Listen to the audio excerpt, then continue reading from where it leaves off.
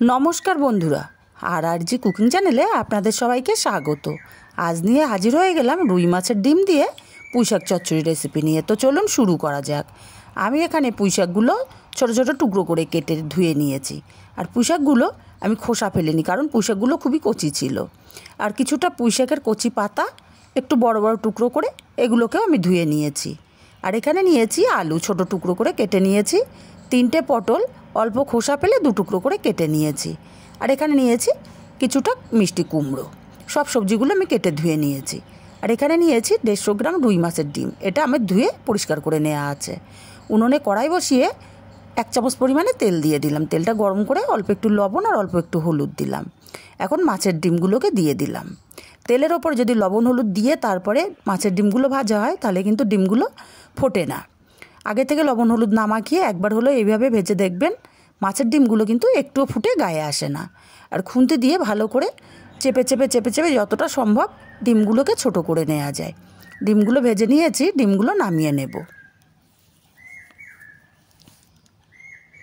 ডিমগুলো নামিয়ে নিয়ে এই কড়াইতে আমি আর 3 টেবিল চামচ পরিমাণে তেল দিয়ে দিলাম।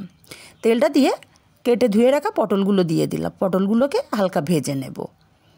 এগুলো জল জাতীয় সবজি, একটু ভেজে রান্না করলে সবজিটা খেতে ভালো লাগে। সবজিটা হালকা ভেজে নিয়েছি পটলটা, এবার আমি নামিয়ে নেব। এই তেলের মধ্যে আমি দিয়ে দেব 2টো শুকনো লঙ্কা, আমি ছিঁড়ে দিয়েছি। আর অল্প একটু পাঁচফোড়ন দিলাম, আর দিলাম একটা পেঁয়াজ কুচি। এবার পেঁয়াজটা আমি হালকা করে ভেজে নেব, খুব লাল করে ভাজবো না, হালকা করে ভেজে নেব। পেঁয়াজটা ভেজে নিয়েছি। এখন এখানে আমি দিয়ে দেব আদা আর কাঁচা লঙ্কা বাটা। আমি যে লাল লাল কাঁচা লঙ্কাগুলো হয় সেইগুলো দিয়েছিলাম। মশলাটা কষিয়ে নেব ভালো করে তেল ছাড়া পর্যন্ত, বা মশলার যে জল জলে ভাবটা শুকিয়ে যাওয়া পর্যন্ত। মশলাটা ভালো করে ভেজে নিয়ে মিক্সচার জার ধুয়ে একটু জল দিয়ে দিলাম। মশলাটাকে নেড়ে চেড়ে মিশিয়ে দেব। আমি এখানে গুঁড়ো মশলা অ্যাড করব যাতে মশলাটা পুড়ে না যায়, তার জন্য জল দিলাম। এখন দিয়ে দিচ্ছি 1/2 চামচ হলুদ গুঁড়ো, হাফের অল্প একটু কাশ্মীরি লঙ্কার গুঁড়ো, 1/2 চামচ দিলাম ঝাল লঙ্কার গুঁড়ো, 1/2 চামচ দিলাম ধনে গুঁড়ো। আমি কিন্তু এখানে জিরে গুঁড়োটা এখনও ব্যবহার করিনি। মশলাটা সময় নিয়ে কষিয়ে নেব। মশলা থেকে তেল ছেড়ে দিয়েছে, মশলাটা খুব ভালো করে কষিয়ে আলুগুলো দিয়ে দিলাম। আলুটা মিনিট 2 একটু ভেজে নেব মশলার সঙ্গে। মশলাটাও কষানো হবে, আলুটা একটু ভাজা হবে। দিয়ে দিলাম কুমড়োটা আর পুঁইশাক। এবার মিনিট 5 সময় নিয়ে কুমড়ো পুঁইশাক আলুটা সবজি মশলার সাথে কষিয়ে নেব।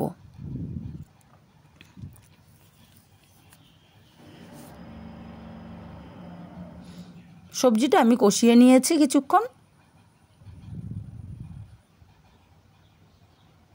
এখন এর মধ্যে দিয়ে দেব স্বাদ মতো লবণ আর ভেজে রাখা পটলগুলো। আরও কিছুক্ষণ কষিয়ে নেব। পুঁইশাকের তরকারি এভাবে কষিয়ে কষিয়ে রান্না করলে কিন্তু পুঁইশাকের মধ্যে লবণ, মশলা, মিষ্টি সব কিছুই ঢোকে, খেতে খুবই ভালো লাগে। এবার আমি দিয়ে দিচ্ছি পুঁইশাকের পাতাগুলোকে দিয়েও মিনিট 2 একটু নেড়ে চেড়ে নেব সবজি মশলার সাথে।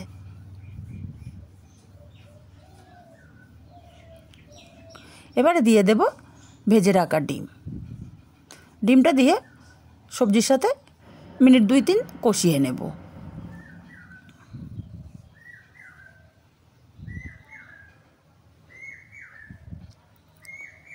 টোটাল আমি পুঁইশাকটা 10 মিনিট মতো কষিয়ে নিয়েছি। এখন এখানটায় দিয়ে দেব 2 চামচ চিনি।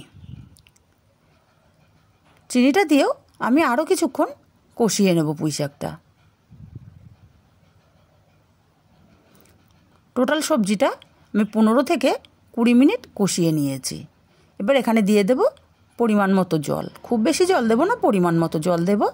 আমার এখানে মনে হচ্ছে আর একটু জল লাগবে। আমি নেড়ে চেড়ে দিয়ে দেখে নিচ্ছি, হ্যাঁ আমার আর একটু জল লাগবে। আমি এখানে আর একটু জল দিয়ে দেব। অল্প পরিমাণে দিলাম জল, সবজিটা নেড়ে চেড়ে মিশিয়ে নিলাম। এখন ঢাকা দিয়ে রান্না করব 10 মিনিট। তবে 5 মিনিট পরে ঢাকাটা খুলে সবজিটা একটু নেড়ে দেব, যাতে সবজিটা কড়ার নিচে না লেগে যায়, তাহলে পোড়া গন্ধ বেরোবে, খেতে ভালো লাগবে না। আমি আবারও ঢাকা দিয়ে রান্না করব 5 মিনিট। 5 মিনিট পর ঢাকাটা খুলে নিলাম। তরকারিটা কিন্তু আমার পারফেক্টভাবে হয়ে এসছে। এখন এখানে আমি দেব ভাজা জিরের গুঁড়ো। ভাজা জিরের গুঁড়ো কিন্তু রান্না শেষে দিলে তরকারির ফ্লেভার স্বাদ দুটোই বেড়ে যায়। আমি 1/2 চামচ পরিমাণে দিয়ে দিলাম। ভাজা জিরের গুঁড়োটা দিয়ে নেড়েচেড়ে মিশিয়ে আমি কড়াইটা উনুনের উপর থেকে নামিয়ে 5 মিনিট ঢাকা দিয়ে রাখবো। এতে করে ভাজা জিরের গুঁড়ো ফ্লেভারটা কিন্তু উড়ে যাবে না। খুব ভালো করে মিশিয়ে নিলাম আর 5 মিনিট ঢাকা দিয়ে রেখে আপনাদেরকে দেখাচ্ছি। আর তৈরি হয়ে গেল আমার রুই মাছের ডিম দিয়ে পুঁই শাকের চচ্চড়ি। কেমন লাগলো কমেন্ট করে জানাতে ভুলবেন না। রেসিপিটা ভালো লাগলে কাছের আত্মীয় স্বজন বন্ধুবান্ধবদের কাছে শেয়ার করতে ভুলবেন না। আর চ্যানেলটি সাবস্ক্রাইব করে পাশে থাকবেন।